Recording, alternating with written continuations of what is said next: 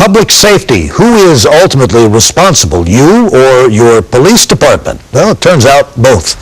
NBC Bay Area's Cheryl Hurd shows us a few easy steps you can take to do your part, courtesy of the Oakland Police Department. You might not think twice about carrying your purse, your cell phone, or even getting into your car. You should. Making sure that anything that I have, like if I'm in a friend's car because I don't drive, if I have a computer or something, that I do take it out. That might seem elementary, but the Oakland Police Department is embarking on a new crusade to tell people to be responsible for their own personal safety.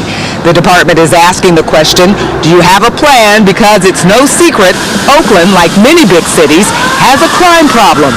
Police are looking for creative ways to stop it.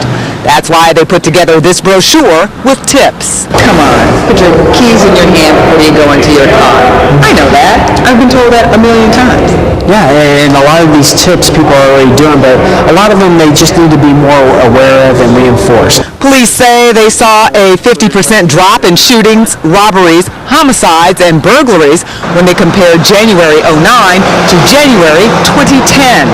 For some, personal safety might already be on your radar. This car has the steering wheel locked up, but in the back seat there are personal items back there, and according to police, that's a no-no. Remember the car with the club on the steering wheel? David Ernst owns it. Because I don't keep anything in there that I would consider valuable. But somebody else might. They may, when you start bringing up these things and, I think about it, then I may probably move them to the trunk. After the interview, well, he forgot. You'd be amazed at how many times where their cars get broken into, people just leave valuables out in plain sight, like computers, cell phones, and even purses and wallets. They leave them in plain sight in the vehicles. Police say if more people pay attention, they will less likely be victims of violent crime.